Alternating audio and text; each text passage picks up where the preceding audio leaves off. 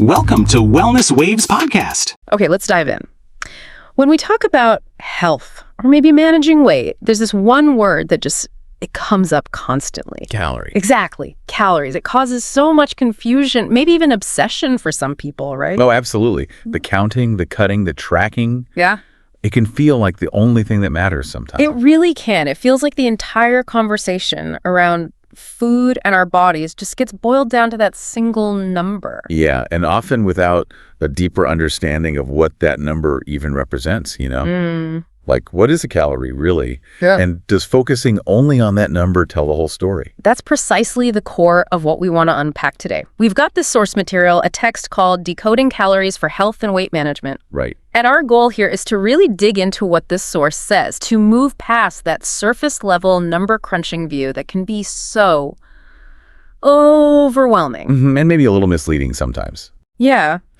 So our mission using this text is to understand what calories fundamentally are, how the source explains their journey in the body, which sounds like it's pretty complex. Definitely. And crucially, to look at whether they really are the single key, the sort of magic bullet for health and weight management that they often get made out to be.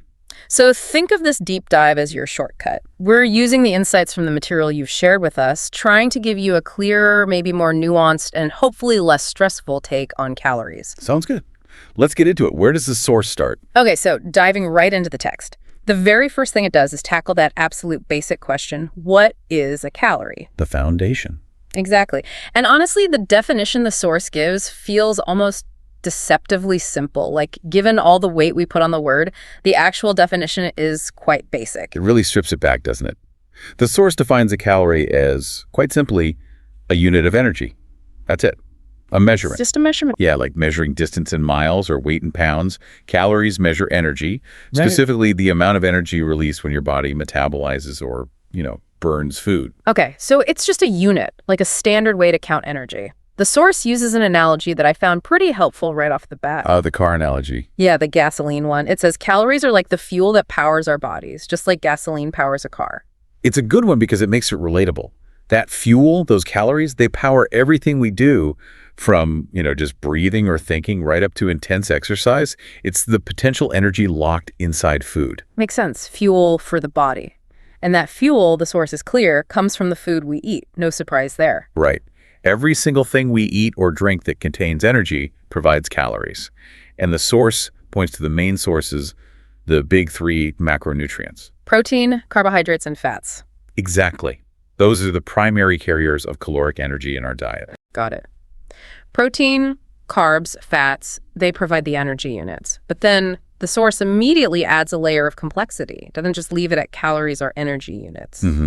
This is where it starts to get interesting, beyond the simple definition. It says, and this seems crucial, that while calories come from these macronutrients, they do not all affect the body in the same way. Yes. This is such a key point the source makes early on. It signals straight away that we can't just treat all calories as equal once they're inside us. A calorie from protein behaves differently than a calorie from, say, sugar or from olive oil. Okay, so the source of the calorie matters. It's not just about the number. Absolutely. The source suggests the origin dictates a lot about how it's processed, how it impacts hormones, hunger signals, even where it might end up. And for you listening, this is maybe the first big takeaway from the source. When you eat, you're not just racking up points in a calorie game. You're giving your body fuel, yes, but the type of fuel, protein, fat, carbs, starts to dictate the whole metabolic story that follows. It's not just about how much gas you put in the tank, but also what kind of gas it is, right? Like, is it clean burning fuel or something that clogs up the engine, even if the volume is the same? Great analogy. And that perfectly sets up the next major section in the source material, which tackles what it sees as a really common pitfall. Let me guess. Yeah. Focusing only on the number. Spot on. The source observes that people tend to zoom in exclusively on the calorie count. It's the number on the label, the target in the app.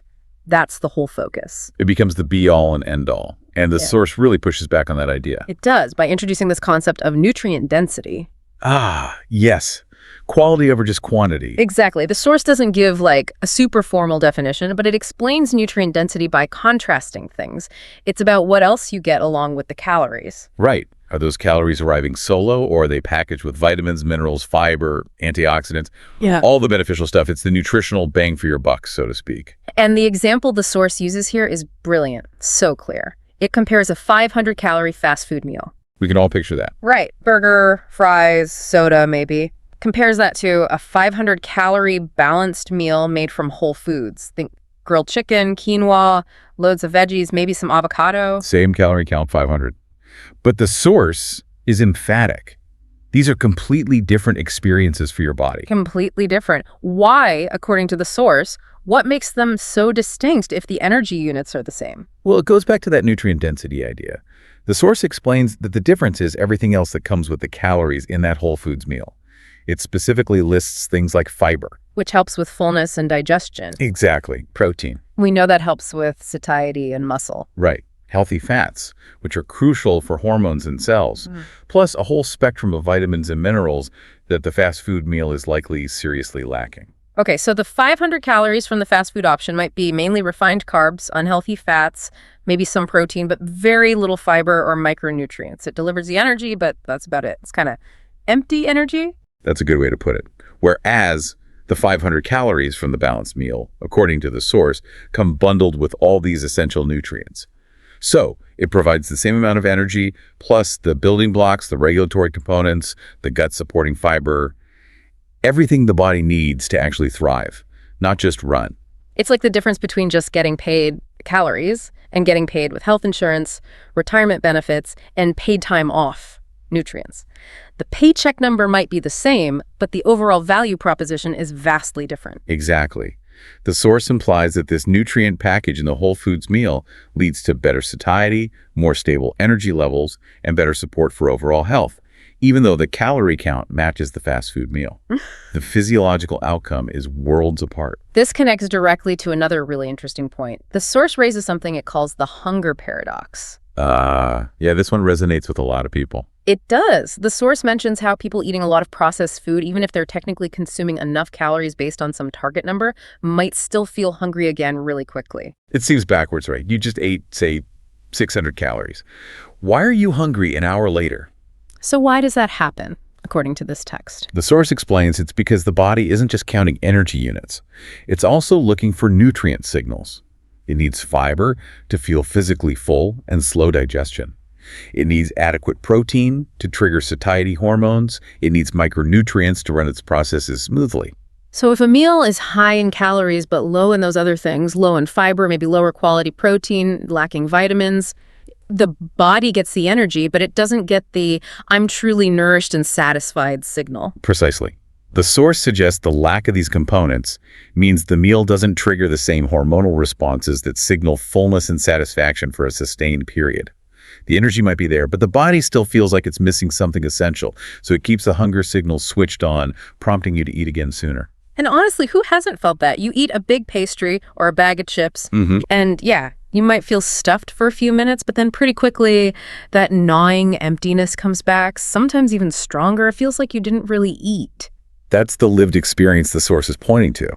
It argues that this feeling is powerful proof that the quality of your food, its nutrient density, plays a massive role in regulating appetite and satisfaction, often more so than the raw calorie number itself. It's a really tangible way to understand why just focusing on the number misses so much. It really is.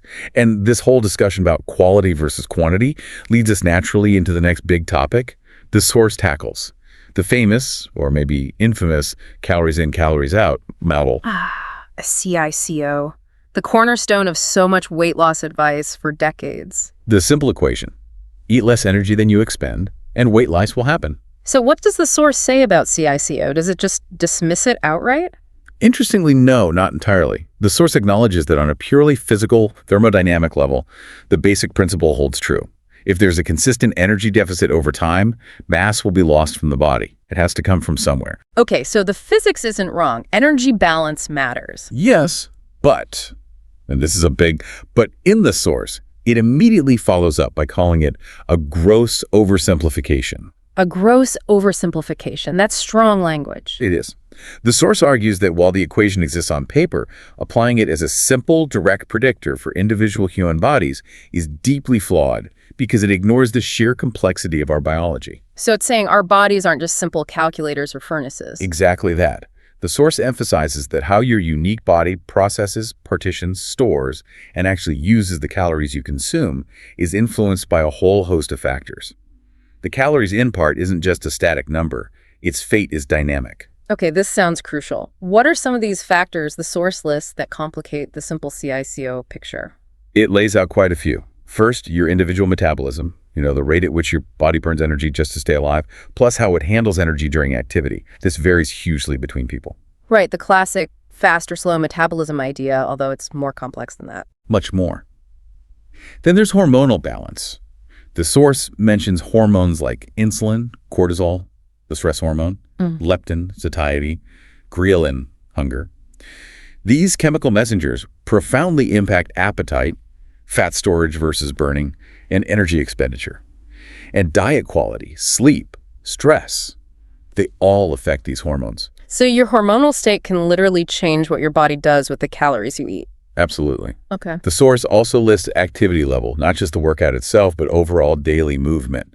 And poor sleep messes with those appetite and stress hormones. I've definitely noticed I'm hungrier and crave junk food more when I haven't slept well. That's your hormones talking. Yeah. The source even includes stress levels. Chronic stress can push the body towards storing fat, particularly around the middle, thanks to cortisol. Wow. Okay, metabolism, hormones, activity, sleep, stress. That's a lot more variables than just calories in and calories out. It makes the simple equation look, simplistic. The source drives this home with an example. Yeah. Imagine two people. They eat the exact same number of calories every single day, say 2,000 calories. According to simple CICO, their weight outcome should be determined solely by whether 2,000 calories is above or below their expenditure. But the source says one person might maintain their weight while the other gains weight, and maybe a third even loses a little. On the exact same calorie intake. How? The source attributes this to all those factors we just listed, plus others like genetics. Some people are just predisposed to store fat more easily, and muscle mass. Muscle is metabolically active. It burns more calories at rest than fat does. So someone with more muscle mass will have a higher calories out, even doing nothing. So person A and person B eating 2,000 calories could have vastly different results because their internal metabolic environment, their hormones, their muscle mass, their stress levels, everything is interacting with those calories differently. Precisely. The source uses this to show that hitting a specific calorie target is absolutely no guarantee of a specific outcome. Your body's response is highly individualized. This really dismantles the idea of a universal calorie prescription, but the source goes even deeper, right? It talks about how the type of calorie itself influences the outside, or at least how the body handles the inside. Yes. This is another major blow to the idea that a calorie is just a calorie. The source digs into how calories from different macronutrients have fundamentally different metabolic effects. And it uses a specific comparison to make this clear. It does. It contrasts protein calories with sugar calories. Okay, let's break that down based on the source. What's the difference? How does the body handle protein calories versus sugar calories? According to the source, protein requires significantly more energy for your body to actually digest, absorb, and process. This is known as the thermic effect of food, or TT. So you burn calories just digesting the protein itself. Exactly. Protein has the highest TEEF of all the macros. The source highlights this means a portion of the protein calories you ingest are immediately used up just in handling them. It's less net energy available compared to easily digested sugar. Interesting. So it's like there's an energy cost to accessing protein energy. What else about protein? The source also emphasizes that protein is crucial for maintaining and building muscle mass. And as we just said, muscle burns more calories at rest. So a diet sufficient in protein helps keep your metabolic engine running higher, potentially increasing the calories outside of the equation over the long term. Okay, so based on the source, protein costs more energy to process and helps maintain calorie-burning muscle. Seems like a win-win metabolically. How does sugar compare, according to the text? It's presented as a stark contrast. The source points out that sugar, especially refined sugar, is digested and absorbed very quickly and easily. Low TSO, minimal energy cost to process. Okay, so it's efficiently delivering its energy. Very efficiently. But the source highlights the main issue, that rapid absorption causes a sharp spike in blood glucose levels. This triggers a strong release of the hormone insulin. And insulin's job is to get that sugar out of the blood? Yes, but the source stresses that insulin is also a major fat storage hormone. When insulin levels are high, it signals your body to stop burning fat and start storing energy, converting that excess blood sugar into fat for later use. So the source is saying sugar calories are not only easy to access, but the body's hormonal response to them actively promotes fat storage. That's the implication. Frequent large spikes in insulin driven by high sugar intake encourage the body to squirrel away energy as fat. So even if the calorie count from protein and sugar is the same on paper, Their impact on your metabolism, your hormones, and whether your body is in burning mode or storing mode is completely different. profoundly different, according to the source. It uses this comparison to hammer home the point that the composition of your calories fundamentally alters the CICO equation from within. It's not just about the numbers. It's about the biological signals those numbers trigger. This is huge. So for you listening, if you've ever meticulously counted calories, maybe cut them really low but didn't get the results you expected or felt terrible. Or maybe lost weight initially but then hit a hard plateau. Right. The source suggests this is likely why. You were focusing on the simple math, but your body was playing a much more complex game involving hormones, metabolism, nutrient signaling, stress levels, all these things that CICO just doesn't account for. It really paints a picture of why strict number-focused calorie counting can be so frustrating and often unsustainable. Your body is just too smart, too adaptive, and too complex for such a simple approach. So if that's the problem, what's the solution according to this source? This leads into the next section, which seems more focused on practical guidance. Yeah, this is where the source shifts towards offering a better way forward. How to use calorie awareness constructively as a tool maybe, but definitely not as an obsession or the sole focus. What's the main recommendation here? The number one thing the source pushes is shifting your focus away from counting calories and towards prioritizing whole, nutrient-dense foods. Back to nutrient density, that seems to be a recurring theme. It really is central to the source's perspective. The idea is, if you build your diet around vegetables, fruits, lean proteins, healthy fats, legumes, whole grains basically, real unprocessed food, You naturally end up consuming higher quality calories that come packaged with all those beneficial nutrients we talked about: fiber, vitamins, minerals. Exactly. The source suggests this approach helps you get what your body needs, improves satiety, and supports metabolic health, often without you ever needing to count a single calorie. The focus shifts from quantity restriction to quality nourishment. And does it get more specific about which nutrients within that whole foods approach are most important? It does. The source specifically recommends prioritizing protein, fiber, and healthy fats. Okay, protein, fiber, healthy fats. Why those three in particular, according to the text? Well, it connects back to points made earlier. The source highlights that protein and fiber are particularly effective at promoting satiety. Making you feel full and satisfied. Right. They digest more slowly, help stabilize blood sugar, and trigger fullness hormones, keeping hunger away for longer compared to, say, a meal high in refined carbs. This makes it easier to manage overall intake naturally without feeling deprived. Makes sense. Less hunger means less struggle. What about supporting metabolism? The source also mentions that. We already discussed how protein helps maintain calorie-burning muscle mass and has a higher thermic effect. Fiber also requires some energy to process and is crucial for a healthy gut microbiome, which research increasingly links to metabolic health. And healthy fats are essential precursors for many hormones that regulate metabolism. So focusing on these isn't just about controlling intake through fullness, it's also about actively supporting the body's energy-burning processes. That's the idea presented in the source. Choosing foods rich in these components helps optimize your internal metabolic environment. Okay, prioritizing whole foods, focusing on protein, fiber, healthy fats. What else does the source suggest as part of this better approach? This next one feels almost revolutionary compared to standard diet advice. The source explicitly tells you to listen to your body. Listen to your body. Not the app, not the spreadsheet, but your own internal signals. Exactly. Pay attention to how food makes you feel. The source elevates this subjective experience. It lists things like your energy levels after eating, your digestion, are you bloated, uncomfortable, and just your overall sense of health and well-being. And it says these feelings matter more than hitting a specific calorie number. That's the strong implication. The source positions your body's feedback, feeling energized versus sluggish, satisfied versus constantly craving, good digestion versus discomfort, as the most valuable data points for guiding your food choices long-term.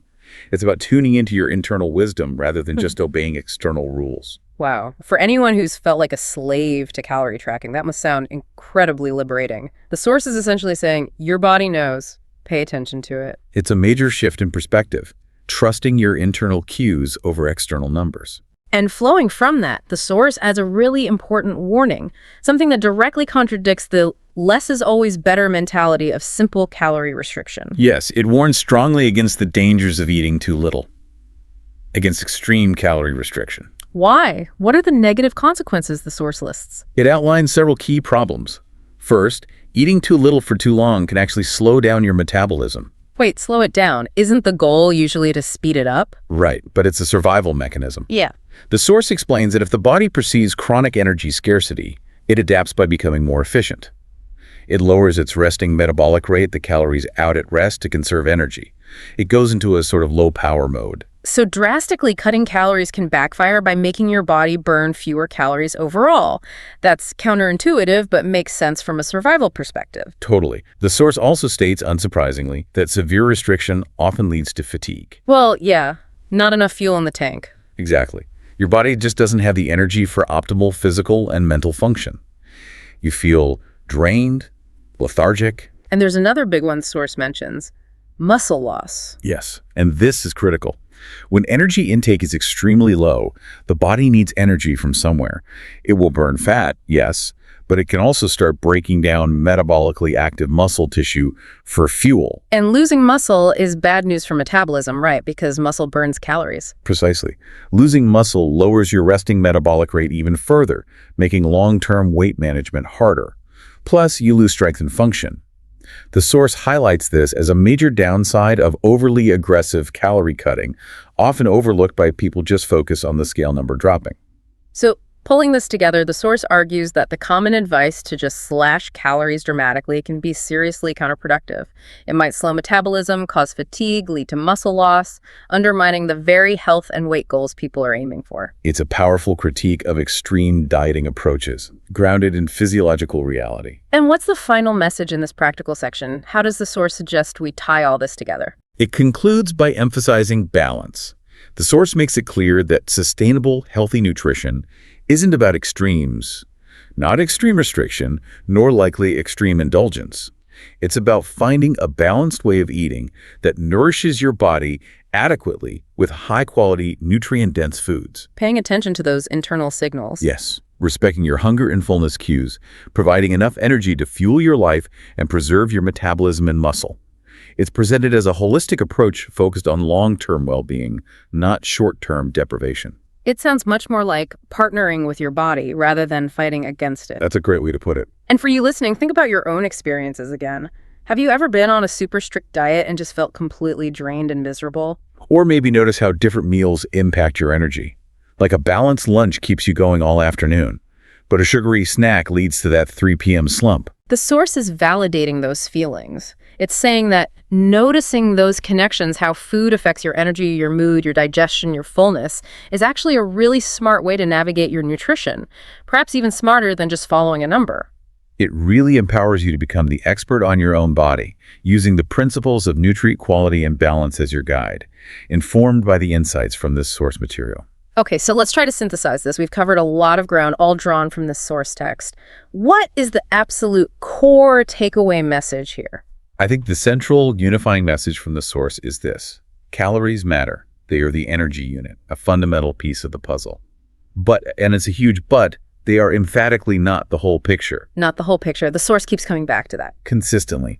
It argues, really compellingly, I think, that the quality of those calories, the nutrient density, the macronutrient source, the degree of processing is just as important, and often more important for health outcomes, satiety, and metabolic response than the sheer quantity alone. It's about the information the food carries, the signals it sends to your body, not just the raw energy value. Exactly. And therefore, the most effective and sustainable path forward, according to the source, isn't obsessive calorie counting. It's shifting the focus to consuming a diet rich in whole, nutrient-dense foods. Because doing that naturally improves calorie quality, enhances satiety, and supports metabolic health. That's the connection the source makes. It suggests that when you prioritize nourishment with real food, your body is better equipped to regulate its own energy balance, often without the need for rigid tracking and the stress that comes with it.